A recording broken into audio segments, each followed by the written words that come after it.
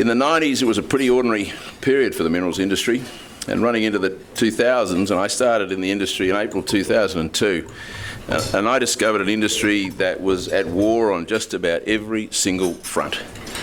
It had just come through the Mabo debates on land rights, which was pretty unedifying.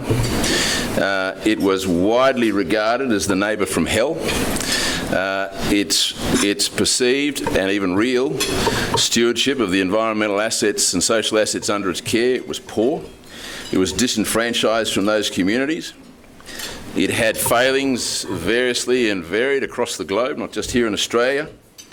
The industry was lost in the logic of its own self-importance. It ran ads all over the airwaves saying, you know, that guy, what was his name, Hunter, Bill Hunter, look at us, you know, we're the backbone of the industry and we're GDP this and GDP that. Well, most people think GDP is an oil additive, for Christ's sake. And here we were out there trying to tell people they ought to be grateful for this great economic fortune in Australia called the mining industry. That's crap. I'll tell you why later on, but the point is that they actually got lost in their own self-importance. They were at serious risk of losing their social licence to operate. Well, if you want a defining epiphany for the minerals industry of today, it was an understanding that they needed to commit to the global pursuit of sustainable development, and they need to do that with practical effectiveness and seriousness. And boy, have we seen a remarkable transformation in the industry's modus operandi. Even our harshest critics acknowledge that progress. 6, effective consultation should always be defined in terms of meaningful engagement. Whenever anybody tells you they're going to have a communication strategy, you want to go, oh God. It's engagement. Back then we had this rather superficial, arrogant sort of approach, you know. Decide, announce, defend. That's what we used to do. Now it's about engage, listen, learn. And that's a whole different shift in culture and attitude. It's far more conducive to mutual respect and mutual benefit. And it's always the first step in any advocacy.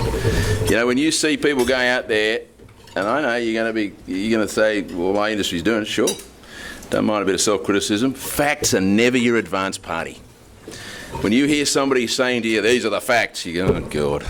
They are never your advance party. How many of you really like being pontificated to? And how arrogant is to go out there and tell people they've got to be educated? Well, I don't bloody well want to be educated about some industries. It's engagement. Empathy is the key, both ways. Be sure to identify your target's need to know. Ask them what keeps them awake at 2 a.m. at night. Not what you think you should tell them what keeps them awake at 2 a.m. at night. Create more need to know pull than your need to know push. If you can't identify what's in it for them, don't expect them to be in the business of philanthropy. And don't fall into the trap of assuming that you know their interests if you haven't taken the time to discover what is or might motivate them to your cause. Never presume a mandate to educate. It is arrogant, it's conceited, and it's rarely effective. It is born of the falsehood. You know how many times you heard it? It was in agriculture, then it was in food, and then it was in mining. If only the public just understood us and, you know, loved us, everything would be okay. Well, bugger it, the public doesn't want to know most of the time. Bill and Betty in Struggle Street mostly don't give a stuff. The only time they really care about your industry is when they're starving. And you don't want to take them out. As I said to my brother's mother-in-law once, she was complaining about the younger generation not actually appreciating how good they have it. And I said, what else, Elsie? A couple more world wars and a Great Depression just so they get it?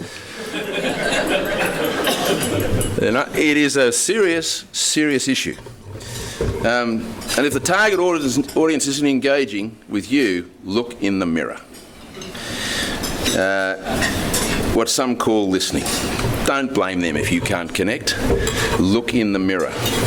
If you haven't actually sponsored their interest and them listening to you, that's your problem, not theirs.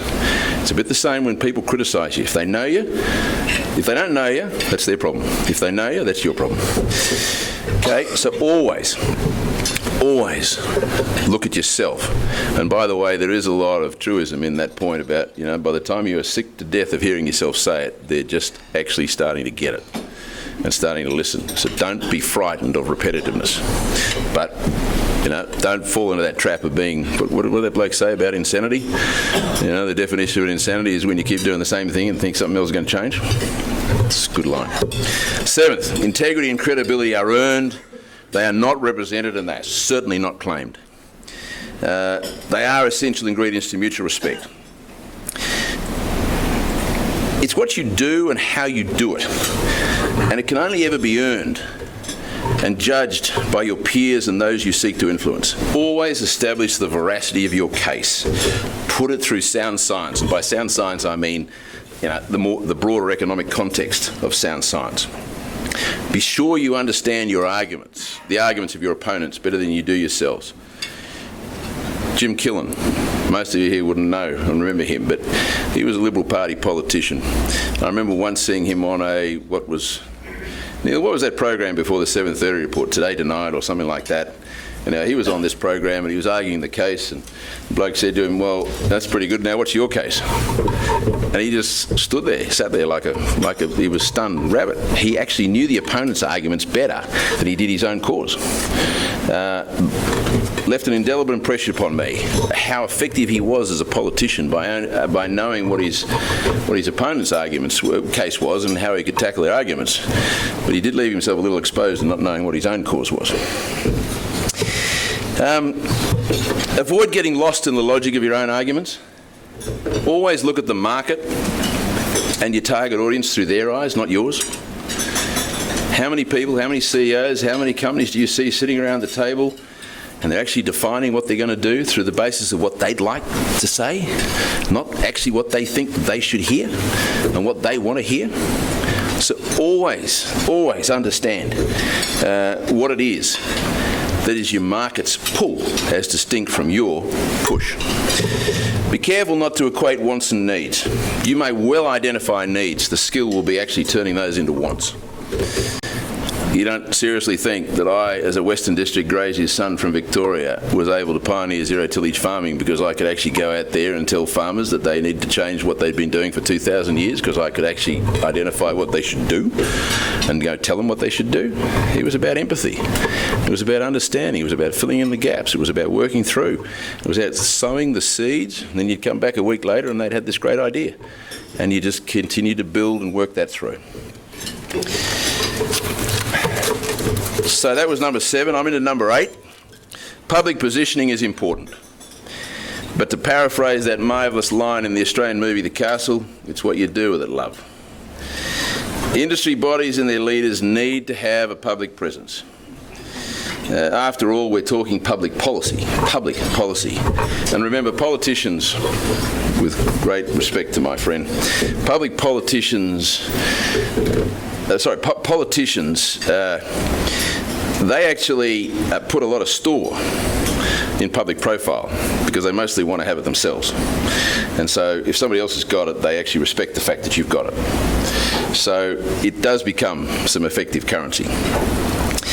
The prominence of the 24-hour news cycle that we've seen over that period and now today, it sponsored a paradigm shift in public policy advocacy. Prominent through the course of the Rudd-Gillard and Rudd governments of the last half-decade, where the method of policy development advocacy became more of a public contest in the public media, more so than rational, considered and effective debate. Well, if you're in the business of public policy representation, you can't be out of that space. But I'm still of the Keating era. If you're out there in the public media pursuing public policy in the press, you're into your last shot in the locker. You really need to do most of your homework out of the public glare, otherwise you run the risk of pitching these guys into the corner. You put them into positions that they just can't get out of. So always give them that Brahman bull gate opening. You know, the Brahman bull, straight through that opening before you can put the latch on it. Always give them an opportunity to go through something and get out of something. And if you're going to do that in the public sphere, in the glare of the public media, you're going to have people in entrenched positions.